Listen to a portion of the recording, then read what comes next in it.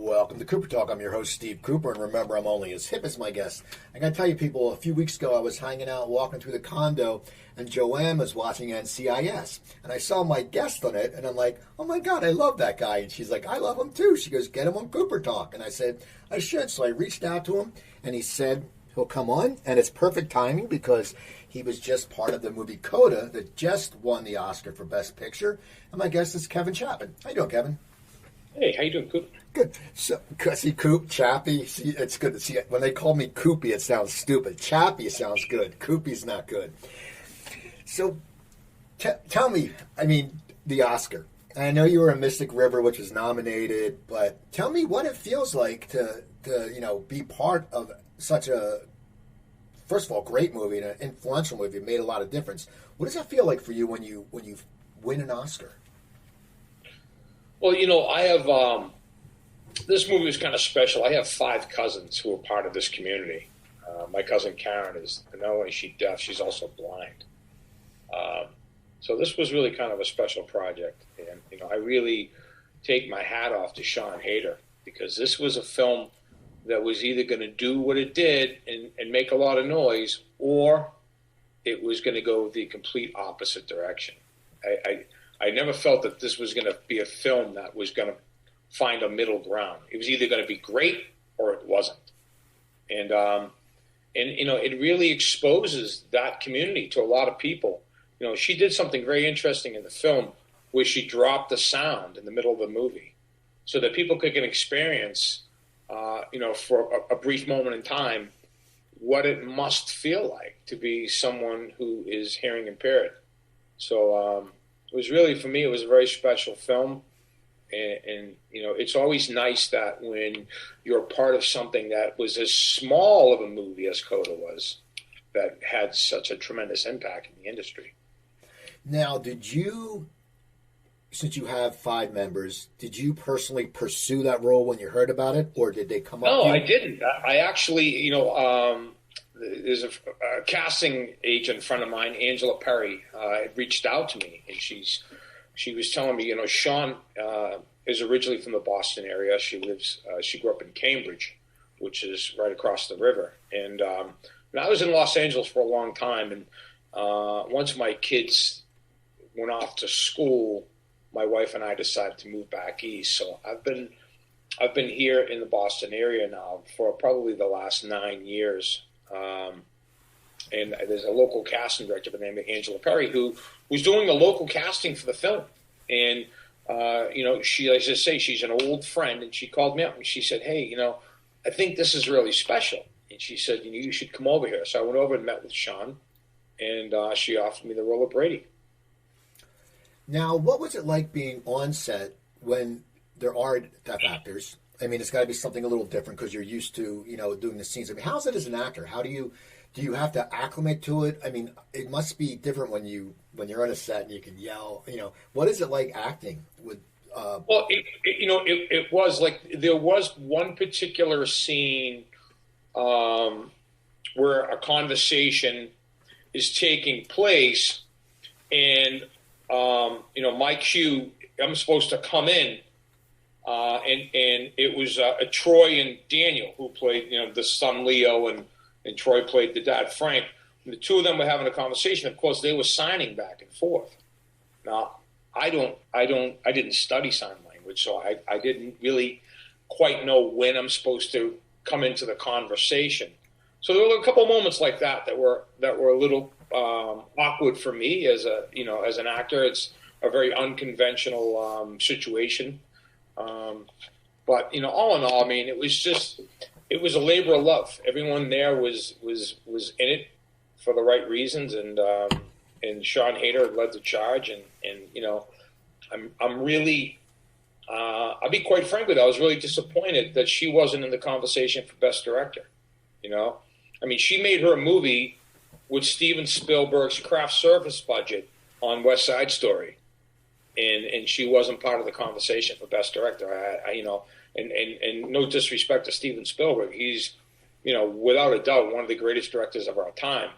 But he is a director who took a real chance And not only did she take a real chance, but she took it with a real fiscal challenge as well. And went on to win Best Picture. So I just didn't. That's this thing that really baffled me, that she wasn't part of the conversation for Best Director. Well, that always annoys me too. Like, you see, like, I remember it was Dead Man Walking. It was, well, Sean Penn.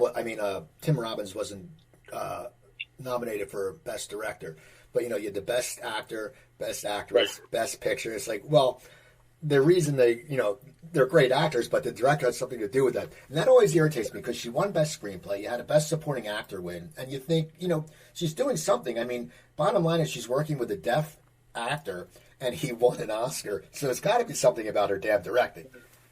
Yeah, no, without a doubt. And once again, like I say, I'm not. There's no disrespect to Steven Spielberg whatsoever. He's like I say, one of the greatest directors of our time. But I mean, he was remaking a film that was usually successful. It wasn't like, he put his own spin on it. But was it really that? Did it really go in a completely different direction as opposed to the original? I didn't get that sense. Did you? Did you see the film? I didn't watch it. This is funny. My wife, and we both loved the original, but she started watching it on Saturday, and she loves movies, and she just couldn't get into it. I was sitting there, I was watching a ball game or something. I don't know what I was doing, and she comes in, and she's like, I go, what's up? And she's like, I just couldn't get into it. So it's one of those things. I mean, you're right. I mean, it's something that also the Oscar, they have their favorites, and that's just the way it works sometimes. But at least it won Best Picture, and you were part of it. Thank you. Yeah, like I say, I'm very blessed and very fortunate. But like I say, all the kudos and all the accolades go to Sean Hayter. It started with something that she created, and she got us all to buy in and take this journey with her, and she hit it out of the park. Now, you've had a great career. You've been in so much stuff. You forget, but when we watch IMDb, like, oh my God. And I really, my wife, when I first started dating her, I was in LA and she was here in New Jersey, and she turned me on to Person of Interest. So I really saw that, and I always felt bad because you always got beat up. I was like, this guy's How did your acting career start? I mean, you look at IMDb, your credits started later, but when did you start knowing you wanted to be an actor? Something I never knew that I wanted to be an actor. I grew up in the inner city. My mother raised 4 of us in public housing. Where I grew up, there wasn't a lot of actors. And I later in life went on to work for the city of Boston as a mayor's liaison to the largest voting district in the city. And I worked in a logistical capacity with a director by the name of Ted Demme. He was the nephew to Jonathan Demme. And I worked with him and Dennis Leary on a movie called Monument Ave. And Ted kept looking at me kind of funny. And he said, "Can you act?" And I said, "I think I'm intelligent enough to." So he gave me a script. He said, "Look at the role of Mickey Pat."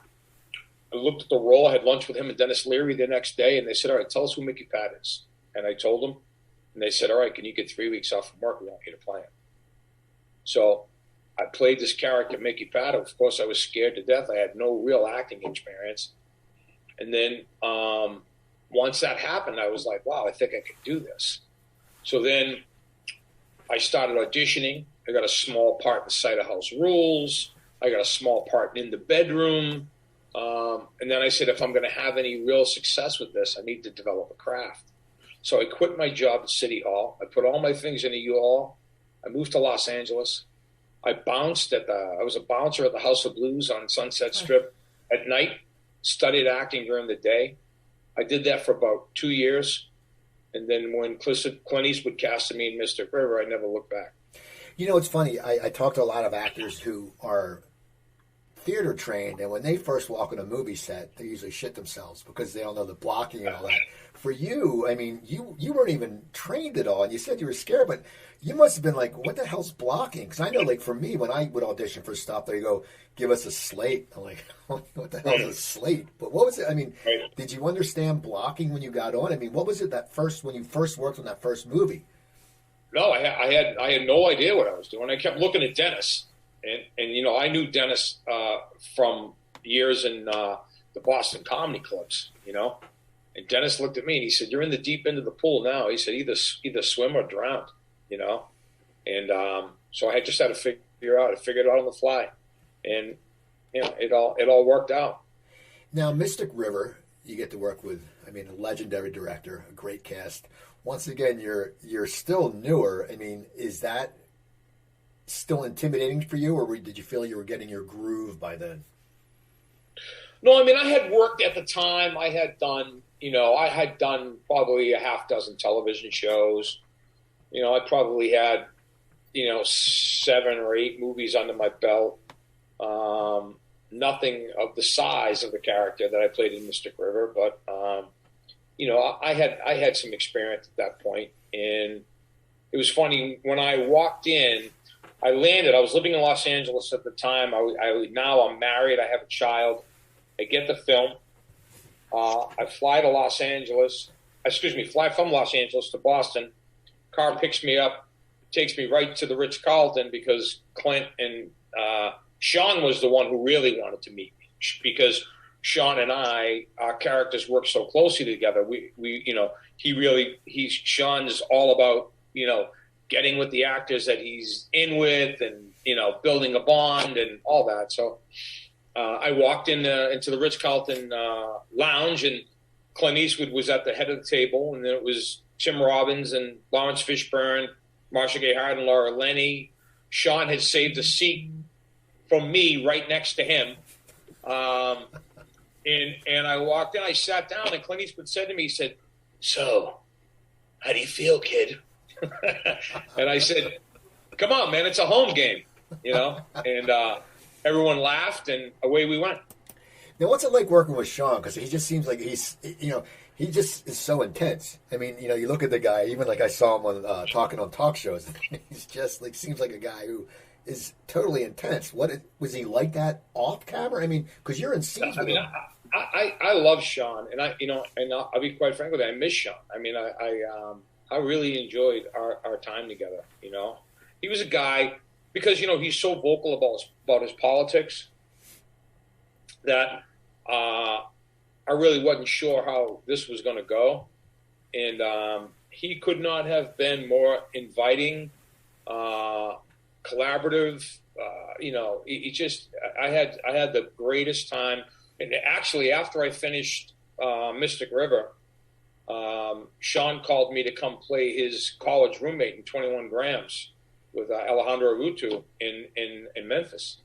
But, you know, people think, like, you know, you do a movie with people and you're buddies for life. It's like they're going left, you're going right. They're going, you know, they're going in one direction, you're going in another. And it's just like, you know, you when you see each other on a movie set, that's when you reconnect. But really, you know, actors and actresses were like a pack of gypsies. You know, we just, you know, you're always going somewhere, meeting new people and new friends and new relationships. So I call them movie friends, is what I call them. Well, it's funny because from like the late 80s to the mid 90s, I was on the road doing stand-up comedy. It was the same thing. You know, you'd work a weekend in, let's say, Richmond, Virginia with a guy, you know, right. And then you don't see him until like 3 years later at Hartford. Right. But you automatically reconnect, even though you don't talk in between because you have your own lives going on. Yeah. Yeah, no, it's funny.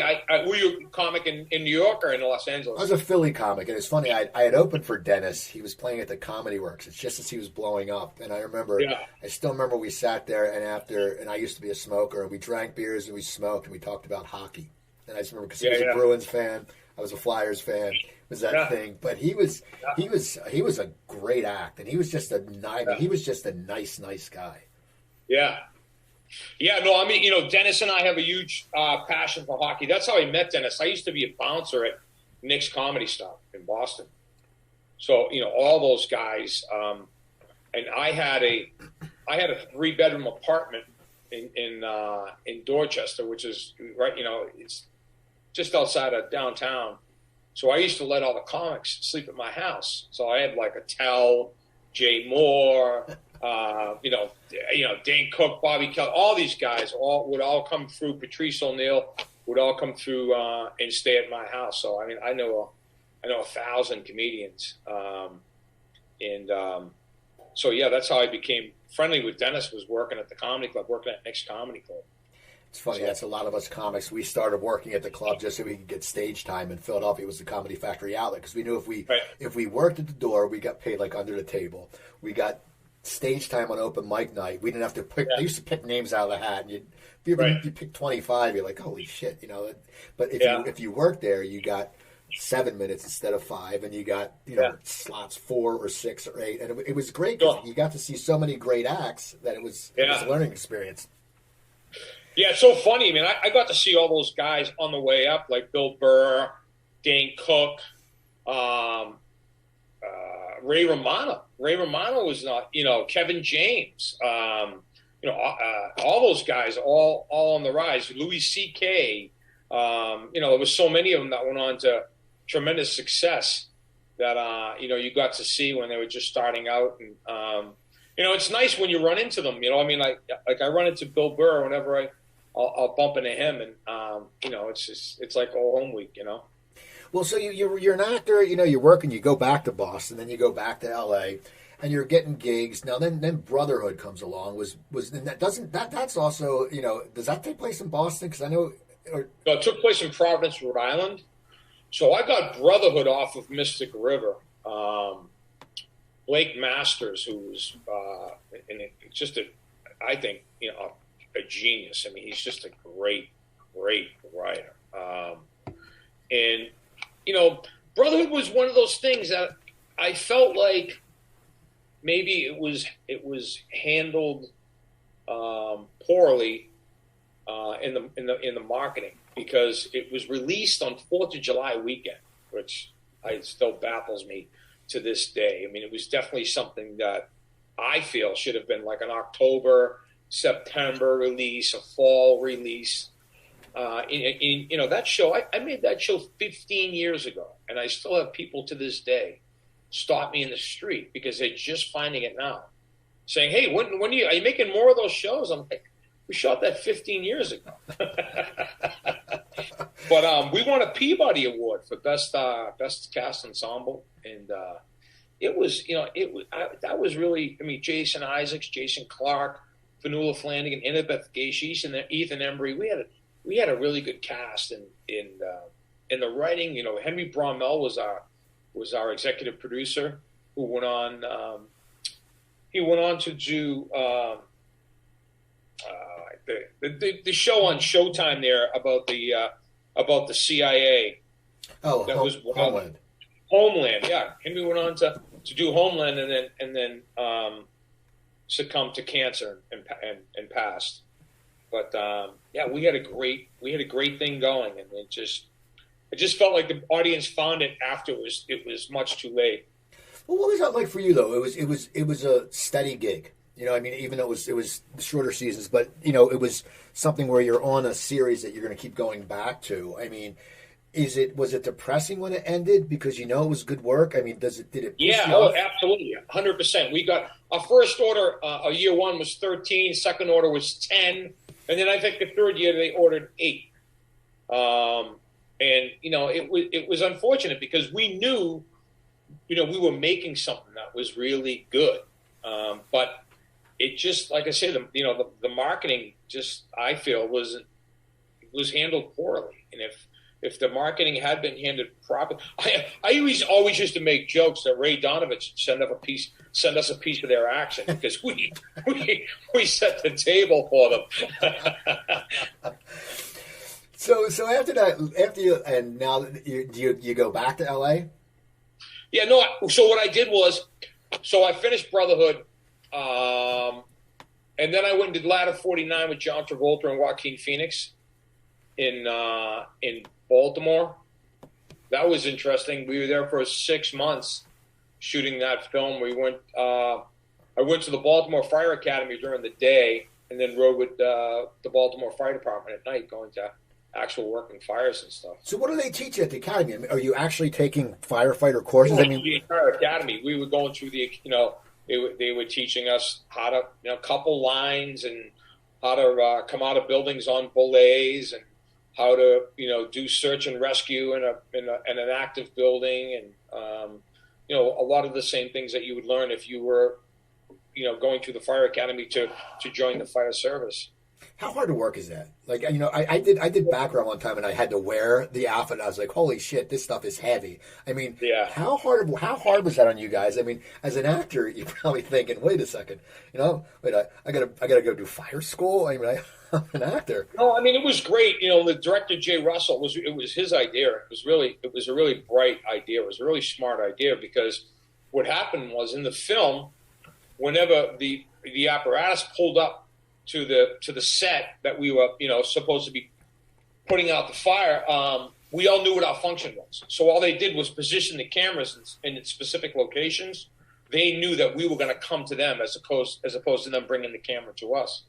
So they would set the camera, 4 or 5 cameras in you know, strategic locations. They knew that, like, I was the lead. The film took place over a 10-year period. So at the beginning of the film, I was the lead-off man. And John Travolta was the officer in the front seat. Kevin Daniels and Joaquin Phoenix was going in with the first line. And then as the movie progresses, Joaquin's character goes on to ladder 49. Travolta's character gets promoted to district chief. My character gets promoted to lieutenant. So I go to the front seat. So it was, you know, over a period. So we had to learn these jobs. And so as soon as we pulled up, we all knew what our function was. All we did was get off the vehicle and, you know, get off the apparatus and do our job. And the director just picked his shots. It was pretty genius on Jay Russell's part.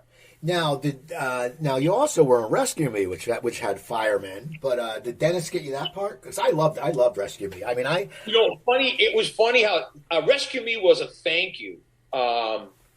Really, Dennis wrote that character for me. I played Terrence, the obnoxious brother of Steve Pasquale's character. As I say, Dennis is a friend. So I was up for a movie called Recount with Kevin Spacey. And it's funny, this is the second time I've told this story today, and I haven't told it in years. So Jay Roach was the director. Jay Roach did Meet the Fockers. He did Austin Powers, you know, huge director. So he was directing Recount. It was about the recount down in Florida with Bush and Gore. There was a guy from my neighborhood, Michael Hooley, who, you know, they say the Raging Cajun was the guy who put Bill Clinton in the White House, but you know, a lot of the insiders say it was really Michael Hooley who put him in the White House. So Recount goes down. Al Gore sends for Michael Hooley. Michael Hooley goes down to Florida to kind of spearhead the recount. Jay Roach is going to do this movie about it. So they got Kevin Spacey. They bring me in. They knew from my political background and that I was from Boston. They bring me into audition. I have a phenomenal audition. My agent calls up and they go, we're out to Michael Keaton. Michael Keaton passes. We'll come back to Kevin. So a week goes by. So Michael Keaton passes. They call me up, bring me in for another audition. I have an incredible audition. But prior to that audition, I called Michael Hooley and the real Michael Hooley. And I said, hey, I'm up to play you in this movie. And then, you know, in the true Boston fashion, because he's a Boston guy, you know, through and through, Hooley says, you tell Jay Roach and HBO that if they don't hire you, they can go F themselves. So I go in, I have a great audition. At the end of the audition, I look at Jay Roach and I say, and I have a message from Michael Hooley. And I tell him the message. And Jay Roach looks at me and laughs like, hey, I'm Jay Roach. You know, nobody's going to tell me that. And I'm like, whatever. So week goes by, my agent calls up and they go, look, they really like Kevin, but physically he's not Michael Hooley. Michael Hooley's a big, tall, thin guy. I'm a short, kind of boxy guy. So long story short, Dennis gets the part. So about 2 weeks, 3 weeks go by, I email Dennis and I say, hey, listen, I said, I heard you got this part. I was up for it. Congratulations. I'm glad you got it. I said, if you want, I can set you up with Michael Hooley. My phone rings instantly. It's Dennis. He says, you can't hook me up with Hooley. And I said, I can't. He goes, he told HBO, he told Jay Roach, he told everybody to go F themselves. So I said, Dennis, I said, you know me, I said, if I called you and, you know, if I sent you an email to tell you this, I can do it. So I called Michael Hooley up and I say, Michael, I said, I didn't get the part, as you know. I said, but Dennis is my friend. And I said, and I would really appreciate it if you would have a conversation with him. And Michael said, he said, Dennis is good to the firefighters. He goes, and my brother's a firefighter. So he goes, if you say he's your friend, I'll talk to him. So I put that together for Dennis. And as a thank you, he wrote this 7-episode arc for me on Rescue Me. How fun was that set? I love that show. It's so funny. There's something about, and I know we'll talk later, you're on City in the Hill, but there's something about shows from Boston. And as I said, as a Philadelphia kid, we're almost the same age. I grew up hating the Red Sox, hating the Celtics, hating, Boston. You just hated Boston. But, the comics are great and the shows are great. But how fun was working on Rescue Me? I mean, with Dennis, and just, it must have been a blast because it just looked like a loose, fun set. Yeah, actually, that was the New York Fire Department. That right, I know that. Yeah, but it was great because Dennis was there. Who Lenny Clark was another friend. Robert John Burke was a great actor. He was on there. He played the priest. So I knew so many guys. Jack McGee was on there early on. I knew so many of the actors. So it was. I wish they had rolled a camera in between takes because that's when the real comedy came out. Was everyone sitting around waiting for them to set up the camera, breaking each other's balls. Now, at this point, are you getting offers or are you still auditioning for stuff? Because everyone auditions. There's very few people that get offers, and anyone that tells you I've gotten jobs where I've been offered. Like I just did a turn on Billions where it was a straight offer.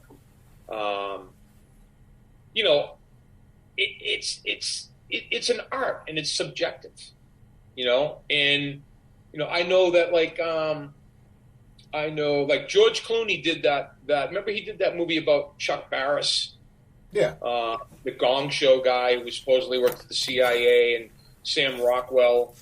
Now, I know firsthand that there were some really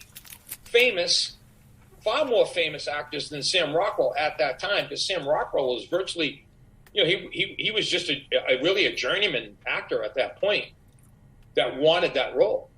And Clooney was like, no, Sam's my guy, So it's all subjective. It's just because you have this big body of work or this big name. There's probably a handful of people that can get a movie lit. But for the most part, everyone is in there swinging. Now, how did Person of Interest come about? Because it's funny. I was living in LA visiting my wife back here. Then she eventually moved out to LA. Then we moved back, but she would always watch it, and I didn't really watch a lot of TV when I was in LA. I was out, all the time, and I really enjoyed the show. Was that a long process for you to get that role? No, it was a couple of auditions. So Jonathan Nolan was a big Brotherhood fan. So that's really how I got that, Jonathan Nolan was the creator and executive producer, and Greg Pladman was a showrunner who I had worked with prior on a couple of episodes of Cold Case that I'd done. He was the showrunner on Cold Case, and I did like a 2-episode arc on that. And when I walked in, Jonathan Nolan started to tell me what a huge fan of mine from Brotherhood he was, and that's really how that began. I think I auditioned maybe twice. Usually what they do is they'll bring in 10 guys, they'll narrow it down to, 5, and then they may bring 2 to the network, and then the network, usually wants to put their mark on it as well. But at that point, I had done Brotherhood, which was part of the CBS Corp, so they were familiar with me as a person, The network just wants to make sure that you're not a guy who they're going to bring in there and is going to cause them a lot of problems, with your personal life, or is going to make their brand tarnish in any way, Now, what were you expecting when you walked on that set? Because the show is different. It had a different plot. It was good. It was a lot of action. But when you first went onto the set, and you played Fusco, and you were Fusco. Well, it's a Philly accent. You were sort of grumpy, and but what did you expect? Did you expect it would run as long as it did? I mean, were you sitting there? No, I never did. I mean, and Fusco was one of those characters that could have died in any episode. I mean, every episode I open a script like this. All right, yep, still standing, But, the thing with Fusco is, and I find that happens with a fair amount of projects that I get asked to play, is that because I look like the everyman, it's like when I'm out in the street, people will come up to me and they're like, did we work together? Do you live in, and you're like, no. And then after about the third or fourth question, I'll say to them, I'm an actor and you've probably seen me in something. And then they go, oh my God, you are, but because you look at me, you don't see actor. You just see the every guy. So that's kind of been the guys that I've always been asked to play, which bring a sense of reality to the rest of the story that's taking place. Like you had Jim Caviezel playing this Black Ops Special Forces guy, but you really didn't quite know what division he was in or what his specialty was. And then you had Michael Emerson playing this billionaire, but you really wasn't sure how he made his money or exactly how much money he had. And then you bring in Fusco, and what he does is he brings a sense of reality to all that other stuff. Those other things could have drifted into the land of disbelief. But you see that, and then you see Fusco, and you go, oh, well, this guy, he looks like a cop, sounds like a cop, so the rest of this must be real, And then what it does is it brings a sense of gravity to the project, where it doesn't fly, because that was a show that could have easily flown to the land of disbelief, where the audience says, if an audience can't buy in, they're not going to watch. I don't care what it is, I tell that story all the time with Johnny Depp's portrayal of Whitey Bulger in Black Mass. The problem I had with Black Mass, there was no one to get behind. You watch a movie like The Godfather, right? Michael Corleone wants nothing to do with the family business until they try to kill his father. You can get behind that guy. Ray Liotta in Goodfellas wants to be a gangster until he gets inside of it and realizes how lonely and scary that world really is, right? Now he can't get out. You can get behind that guy. With a movie like Black Mass, there was nobody to get behind. Well, it's funny you say that, because I've been watching Super Pumped, and it's about the Uber guy, and you just hate the guy, and you're sitting there and you're like, and I have this. I mean, I'm watching it to see him get self-destruct, and I always say people, it wasn't like back in the day you would get behind Tony Soprano or Bryan Cranston in Breaking Bad or Michael Chiklis in The Shield. Not good people, but you rooted for them. Now you have Super Pumped, then you have the one about the girl from Theranos, the Dropout, and you're like, man, these people are just assholes. And you're watching it, and instead of saying, I want them to come on top, you're like, I want them to flatline. Right. Well, even like Sopranos, Tony Soprano showed a vulnerability by going to the psychiatrist's office. You know what I mean? So you can have some empathy for that guy, for that character. You know what I mean? When you have these characters that are just assholes, and that's all they are, then there's nothing to support it. So, person of interest. My phone's ringing. I hate this. For some reason, I've been getting all these telemarketing calls. Person of interest. You got beat up a lot. Now, how do you? I mean, how does that work? I mean, every actor, I'm sure it's fun the first time, but then, as you said, you open a script, you're like, oh my God, I'm gonna get smacked around again. Do you just get used to it? Do you have to train for it? I mean, I always wonder, how do these fight scenes happen? And I know they use stuntmen sometimes, but yours look pretty real. You'd be getting thrown around. How did? Tell me some of these experiences you had, if you ever got hurt. I have a stuntman. I have a stuntman by the name of Douglas Crosby, who's been with me since Brotherhood. Douglas E. Crosby, and he's also a UFC judge. Okay. So if you ever watch a UFC fight and you hear Douglas E. Crosby is one of the judges, he's a guy that's doubled me for 15, 16 years. How did you meet how did you meet him for the first time? Was it you just brought together because you looked alike and you hit it off? Or I mean, how did The stunt coordinator brings a guy that kind of looks like you, and then Doug. Actually, Doug's a coordinator of his own right now. He doesn't really even double people anymore, but he does it for me because we've developed a friendship over the years. But yeah, I met with him on Brotherhood. There was a scene in Brotherhood where my character breaks into John Quincy Adams' home and steals a chair from John Quincy Adams' house, and falls down the stairs with the chair, trying to flee the police, and the chair smashes in 1,000 pieces. And Doug Crosby was the guy who went down those stairs, I don't know, 30 times with this chair. And I was like, wow, and we just developed a friendship, and, we send each other cards at Christmas, and, whenever I need him, I call him and he comes. Now, person of interest, after the first season, I mean, how did that work for you? Did you know you were getting picked up right away? I mean, I hear health stories of actors that they don't know until like a week before you're going to get this set. They're like, or even getting canceled. We're like, I thought we were full go, and then you get a call and they go, nah, canceled. No, after season 1, we got picked up for the next 2 seasons. Now, how does that make you feel as an actor, knowing you have that security? But did you sign for all the episodes, or did you think you might? Yeah, when you go into audition for a pilot, they have you sign 6 one-year contracts.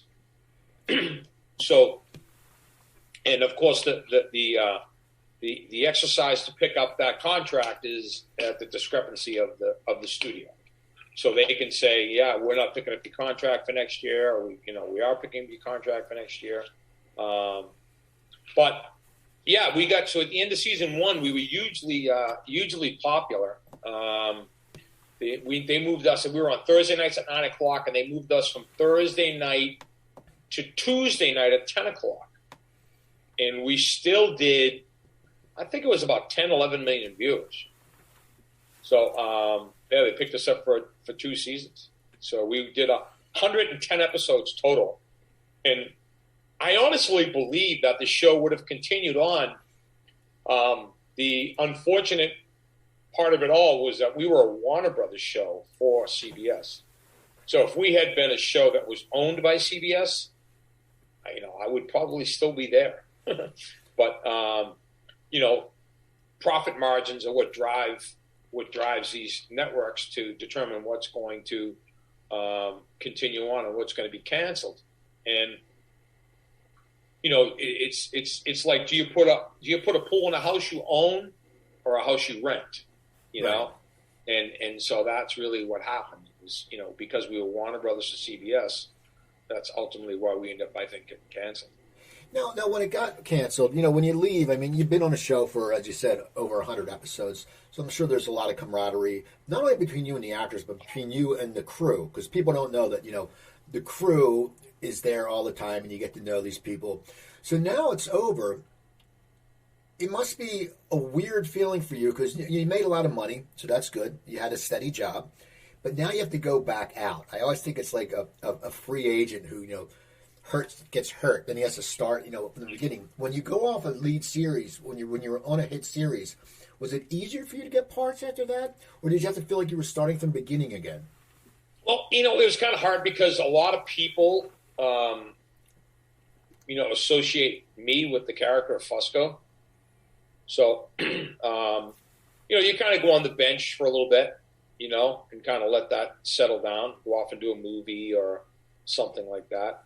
Until that kind of simmers down a little bit, and then then go off and look for your next gig. But when you're doing a television series like that, you're doing 23 episodes. It's I don't want to be the actor. I mean, let's face it, we're not digging a ditch, and I know what that's like to work for them. So I've always have that kind of mentality, but. It's a schedule. You're out there in the cold. It's freezing.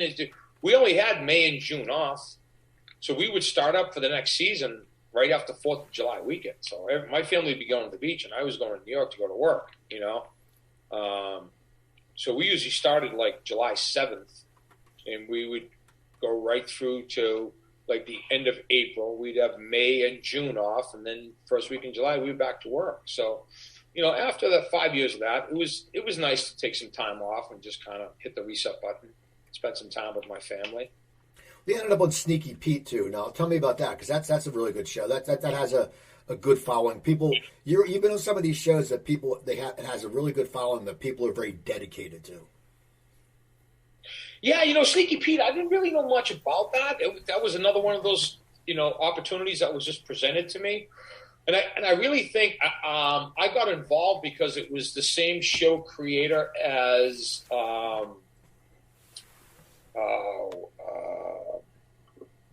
Timothy Oliphant. Yeah.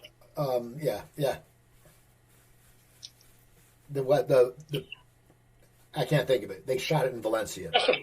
Justified. Yes. It was the same creator as Justified. So it was presented to me, and I was like, all right, great. So I did it, but the character never really, it never really got going for me. It seemed like it was a character that they liked the idea of having it, but didn't really quite know what to do with it. So I did 3 episodes each season. And in the last season, ironically enough, circling back to what we had talked about earlier, the show had moved from New York back to Los Angeles because I think Giovanni wanted to be with his family. So the showrunner didn't want to go to Los Angeles with the show, so they hired a new showrunner, and they ended up hiring my old friend Blake Masters, who created Brotherhood. So, it's funny how those things, down the line, 15 years later, we kind of recircled and, rekindled our friendship, And that's what I mean by we're like a pack of gypsies. It's like you go on your way, and then, you bump into somebody, 10 years down the line. Now, you also have the Boston connection, because you had Kevin Can Go F Himself, and you have Sitting on a Hill. Did they come to you because they know you're a Boston guy? I mean, is it... Kevin can go off himself. I'll be 100% honest with you. That was during the pandemic. It was right up the street. I was like, I'm copped out. I don't want to play cops anymore. I'm good. And my manager called me up and he goes, look, it's a pandemic. They're shooting up the street from your house. He's like, you want to sit home in your greatness, or you want to go make a couple dollars? So, once again, it was one of those roles that I went there that, man, just, it was kind of, you were just kind of there. And for me, it wasn't nothing to get excited about. Is that hard? I mean, is it something that it's, once again, I know I've read some actors, would take movie parts where it was in a really cool place. Like, oh, I can shoot in Cannes, or I can shoot in Prague. Right. But for you, is it like anyone else, if you're not totally excited going to your job, you're still going to give 100%. But when you walk off the set, you're a professional, and that's what that's what you do. I mean, it's like anything. It's like it's like being a firefighter. I'm sure there are days that firefighters are like, I don't want to run in that burning building today. I just don't feel like it. I got a cold and I didn't sleep well last night, and you know what I mean. But you get on the truck and you do what you got to do. I mean, not that acting is anywhere near the level of commitment it takes to be of the fire service, but I'm just using that as a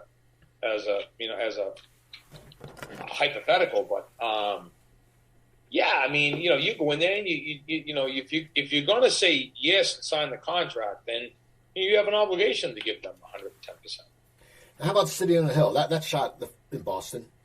City on the Hill shot in Boston. Yes, it was. That was a pilot, and then I did the pilot, and we played this character. I played this character, J.R. Minot. When we did the pilot, I had a certain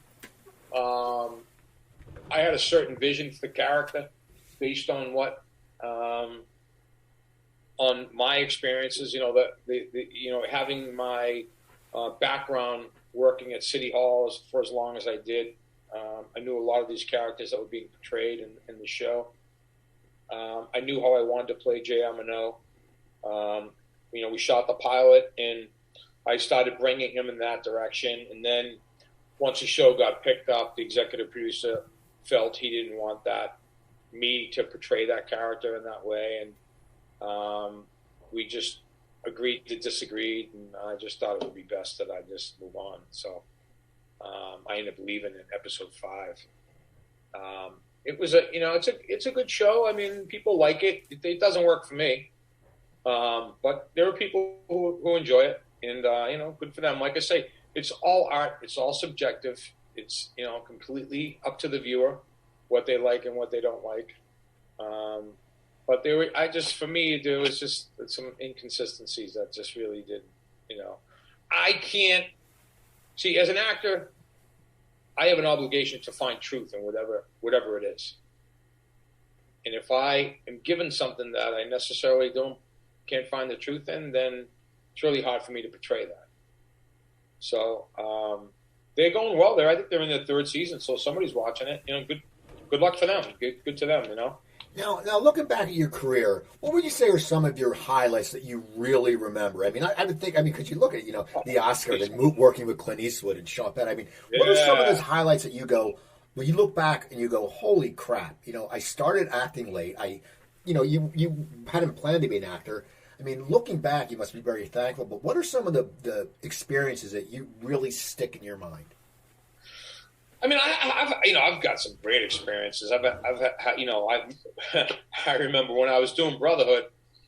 When I was doing Brotherhood, I got a call from my agent. He said, Clint Eastwood's doing Flags of Our Fathers in Reykjavik, Iceland. He wants you to come over and play a Marine Corps lieutenant. He goes, we talked to Showtime. They're going to give you a week off to go and do it. So, as I say, I'm a middle-aged man at this point, but I'm, in the world of acting, I'm about a 19-year-old kid. You know what I mean? And so I get on a plane. I go to Iceland. They bring me out. There's a beach. There's 3 beaches in the world that have the Black Sea. The Black Sand. There's the Iwo, of course. There's one in Iceland, and there's one in Hawaii. That all the sand is all black. It's really kind of cool. But so they were shooting this thing in Reykjavik to recreate Iwo Jima, and so I get there and there's landing assault vehicles. I mean, as far as the eye can see out in the ocean, there's these LT landing assault vehicles out there, and there's stuff blowing up, and there's all these Icelandic men dressed in Marine Corps uniforms marching in formation. They got a tech advisor out there teaching them how to march, and they're going to use them as background players. And come around the hill, and I bump into Clint. He's got his little cover on, Marine Corps cover, and he looks down at me. All my friends call me Chappie. He looks down at me. He says, "Well, hello, Chappie." So I says, "Hey, boss." I go, "I got this great gig." I go, "I got this TV gig. I'm making this dough. It's in Rhode Island. I'm like coming back for the summers with my family." And I'm like, you kind of forget who you're talking to, So he's just kind of standing. He looks at me and shakes his head. Yep. So they put me there. They bring me over to costumes. They give me a Marine Corps lieutenant's uniform. They give me a sidearm because I'm an officer. They give me a weapon and helmet and blah, blah, blah.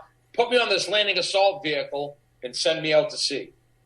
Now, the waves are so violent that I'm being blown off the deck of this landing assault vehicle.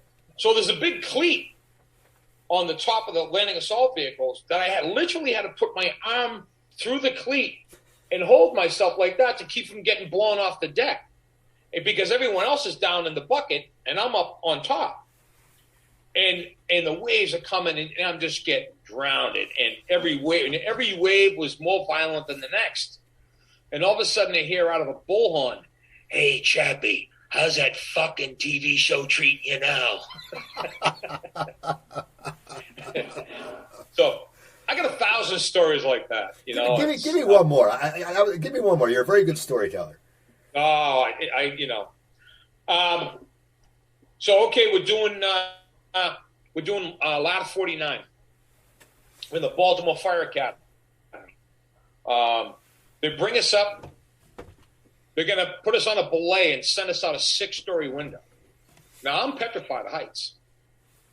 So we get up there, and they put the belay, they put the harness on us, and they say, okay, you're going to put you back to the world and step out this 6th floor window and scale down the building.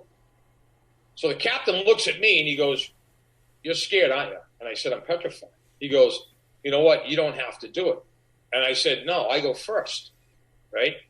So he's like, all right. I said, because if I don't do it, I said, you know, Joaquin and Robert Patrick and Morris Chestnut and Baltazar Getty and Jay Hernandez, these guys are all going to give me a hard time because I've got another 4 weeks with them in the academy.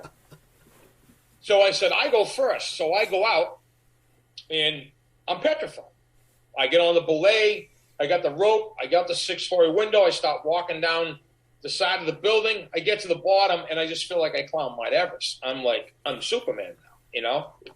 So now we have to go back in, go up to the roof, and now come off the roof and put our back to the world and our feet on the edge of the roof and drop back and come down the building. So I do it the first time. Now I'm feeling pretty good about myself. So as I'm going up, there's a 180-pound dummy in the hallway. So I take the dummy and I throw it over my shoulders, and I carry it up 7 stories to this roof. And I take my turnout jacket off, and I put it on the dummy. And there's a producer downstairs on the phone, and I go, Cap, I don't know, Cap, I'm nervous about this. And I whip the dummy off the roof. And all the producer can see is this dummy coming off the roof with no belay, and it says Chapman on the back of his turnout gear. And he starts wailing into the phone like a high school girl. He's going, call 911, call 911. He's screaming. There was an entire Baltimore. There was a class in session for the Baltimore Fire Academy. They all come running up the hill, thinking somebody had fall off the roof. And when everyone realized it was the dummy, I looked over the edge, and it wasn't good. He wasn't very happy. That was awesome. So what's coming up for you? You know, you're just coming off the Oscar. You're just on NCIS. What do you got coming up? I got to go back. They want to bring me back to NCIS. They're creating that world for Gary Cole. So they want to try to bring my character back to the show. So we're talking to them about that. I've got a movie called Outlaw Johnny Black coming out with it's just everybody. Anissa Nani Rose from Dreamgirls. Jill Scott, Michael Jai White, Tommy Davidson. There was so many people in this movie. I did a film a number of years ago called Black Dynamite. And being a comic, you should look that movie up because it's one of the funniest movies ever made. It's a black exploitation. You seen Black Dynamite? Yeah. So it's the same group of people. We just made a western called Outlaw Johnny Black. So that's that'll be out very soon. We're just kind of finishing up doing the ADR and stuff like that on that now. And, so we'll see what happens. That's awesome, Kevin. I want to thank you for coming on. Now, I know you're on Twitter. Is it at Kevin Chapman? Correct. People, go follow Kevin on Twitter. Go to his IMDb. Just go watch all his shows. We won't. I'll be tweeting him if the Sixers play the Celtics, which I don't know if it's going to happen. But people, so go check out Kevin. Go to my website, coopertalk.net. You can find over 900 episodes. Email me, coopertalk.net. Twitter, I'm at coopertalk. Instagram, I'm at coopertalk1. Remember, I'm Steve Cooper. I'm only as hip as my guests. Don't forget, drink your water, eat your vegetables, take your vitamins, and I'll talk to you guys next time.